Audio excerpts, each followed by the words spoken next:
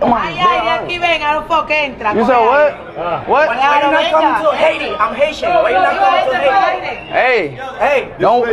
You will see. yo, I know. You will see. But Flay, nigga, I'm Haitian. Bro, bro, hey, bro, You know, the best cigar in the world, you know? Hey, we got here. We're known in Dominican Republic. First of all, welcome to the best country in the world. And we're known here for 4 things: great beaches, great rum, great food, and cigars. Cigar. Yeah, I don't smoke. Hey, I don't smoke cigar. I know, but you gotta take that shit to you and back home, nigga.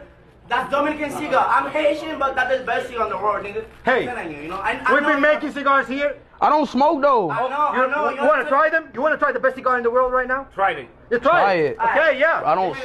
Try it, man. You're not Just gonna try it. it. Yeah. Chad, do I try it? Somebody can try it. Not him. I know. Just take this one then.